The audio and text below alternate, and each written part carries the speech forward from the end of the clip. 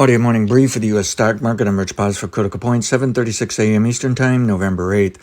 Okay, the level 3 trend extended yesterday. The up move that began from, say, the low made October 27th, that uptrend is still intact, at least as of yesterday, for the S&P 500 cash. So I think what should occur is the market should pull back into tomorrow for a level 4 intra-week move. And when I look at all, it'll be the first leg lower of a level 3. But I'll discuss level 3 in a moment here. First, let's look for some support levels that might be a clue the market wants to go lower. So if we see the S&P 500 cash trade below 4347.53, I think you should assume there's a chance it can decline to fill the gap made November 3rd, the upside gap, by trading below the low of that day into that gap. And that means trade below 4334.23. And I think it really ought to trade down to 4320s to 4310s when it does that. Okay. In the meantime, you could argue the trend is still up and there can be upside potential lingering here.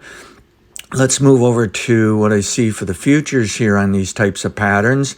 And I believe a level 4 bottom was placed for the December futures at 43.66 even. And I think violation of that can also put it down there to be in line with what I just said with the S&P 500 cash. I think the intraday indicators are set up more for a topping process, peak in the market, but there's really no other clues. We have to consider it can move higher, and I really don't have any confidence upside objectives when looking on a very short-term basis, just kind of gonna go along with it. So as we go to the daily chart of the S&P 500 cash, still have those two gaps created, okay, and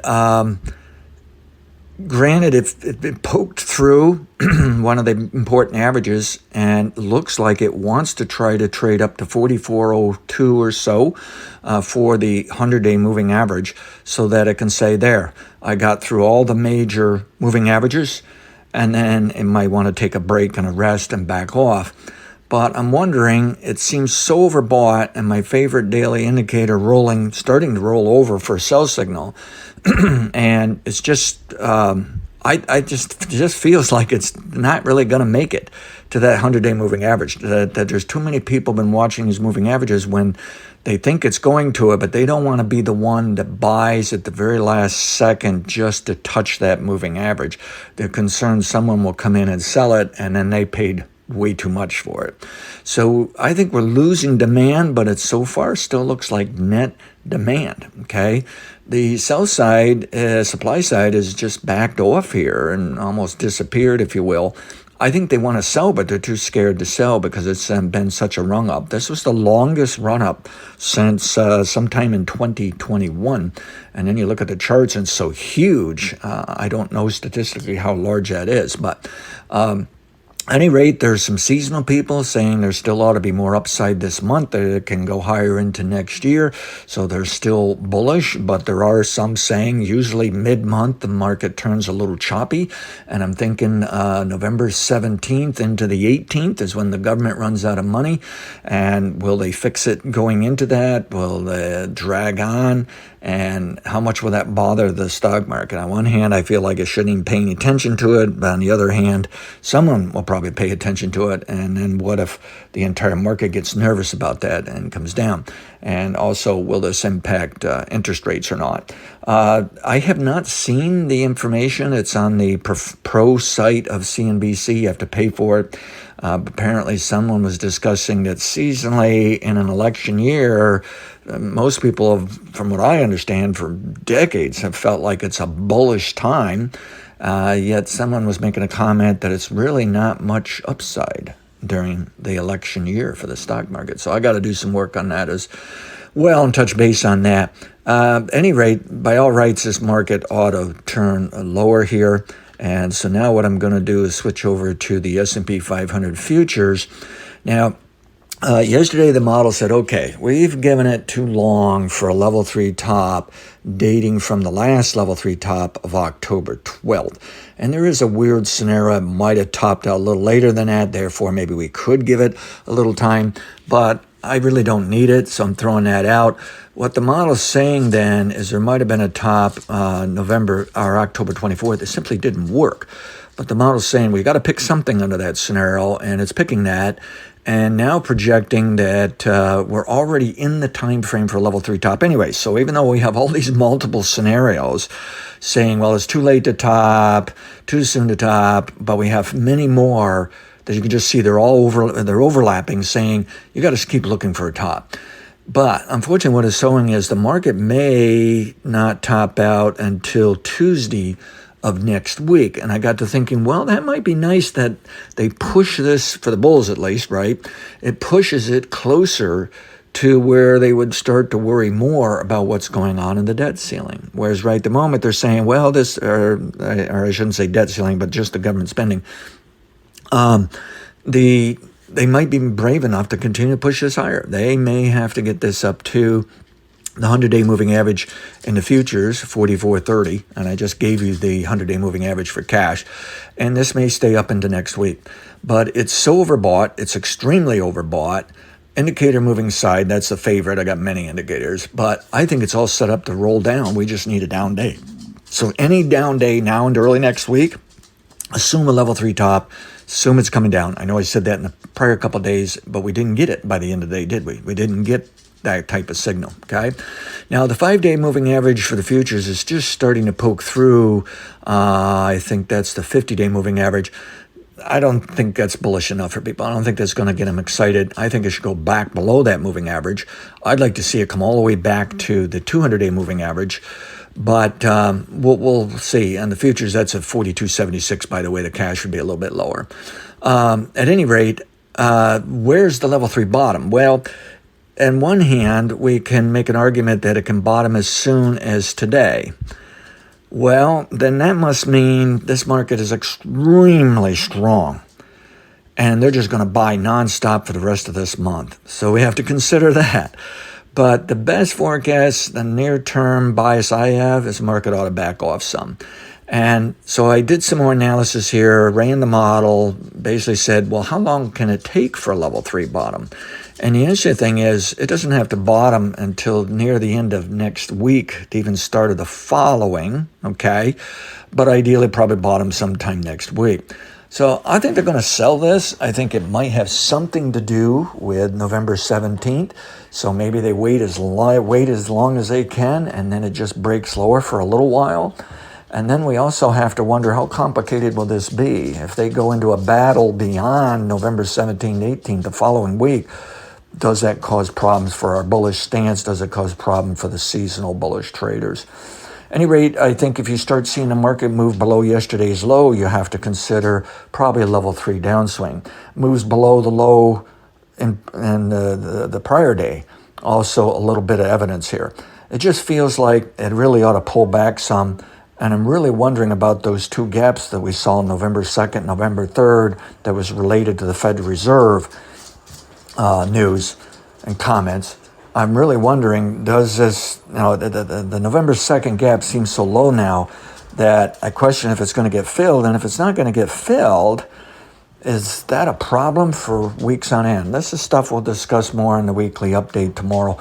But I think there's a lot of bulls out there who would appreciate a setback. I think they chase this as far as they can, and they're getting scared of paying a little too much, a little too soon, and they'd feel a little safer if they can buy a pullback. I think the bears are scared, to sell it, but I think they want to. They're trying their best to find enough information to tell them the demand is pretty much run out, it's exhausted.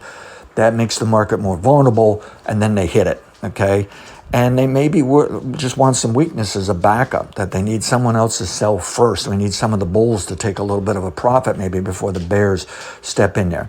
Now, what about the outside markets? Well, I think the bond market ought to pull back to 107 in a 10-year Treasury note. Now, that's the futures price, but the cash should probably be pretty close to it. And if you look at the lows the last couple days, if you use candlestick charts, you can see the candle bodies are almost like inside days. So it means it's too quiet. A breakout's coming. It's either going to break out to the upside, maybe even move faster, or break to the downside.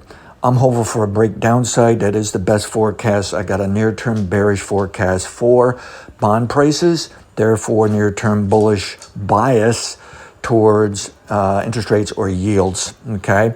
And I think this might also help the stock market ease back if we can get those higher yields over in the bond market, okay?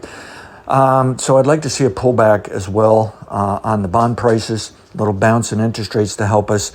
But I think looking out weeks, months, I got to be bullish the stock market, but I now have to be bullish bond prices. I have to be bearish yields, interest rates, and perhaps even on a long-term basis, okay? The NASDAQ seems to be outperforming the S&P 500 now. That's giving me a clue. Things have been cleaned up. The market has changed its attitude. I think this market is bullish into next year. Now all the best I can do for modeling is figure out these little pullbacks when people can go in there and buy more stocks.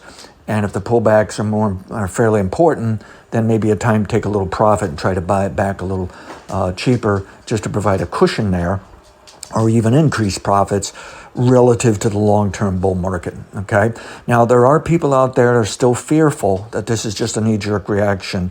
I saw somebody chatting that JP Morgan joined Morgan Stanley of the opinion this market's going down. It's going all the way back down. But, it didn't say which analyst. And so both of those companies can have analysts who are on the opposite side of that opinion, okay? So I don't know how valuable that is, all right? But I would like to see, I'm trying to think what would cause this market to be quite bearish. And I'm just not seeing it now from the interest rate market. I don't think we're really going to see a financial crisis, shocking news, but that could do it. And so I don't see how Middle East becomes a serious problem unless somebody pops a nuclear bomb. Same thing for Russia, Ukraine. And the crude oil market is collapsing. I'm pleased that it is. That should help the economy. It does send a message. Some in the oil market might be a little nervous of the future of the economy, but really I think it's just the realization these global problems are not going to cause higher oil prices, are not going to cause disruptions in the supply, and the realization, rationalization that we actually got enough oil in this country, okay? And gold's backing off nicely. I think it's topped out. Don't have a comment on Bitcoin. It stayed up too long, and I don't know what it's doing. Don't know as I understand it. And don't know as I care. And then what else am I missing here? Dollar is trying to pop, and I really think it should pop into next week a little bit at least. Wondering if that won't help with easing back the stock market. But I think the stock market is pretty much still glued to what's the bond market doing. And the earnings news, it's down to very little reporting now. There's not much there. So to me, I would say the two things to watch are the interest rates and the political stuff coming now into November 17th and maybe even beyond. But do keep in mind the seasonal tendency to bounce this year, this time of year. And the model is still long-term bullish, even though there's going to be moments that there will be some setbacks. Have a great day. Past results are not necessarily indicative of future results. Thank you.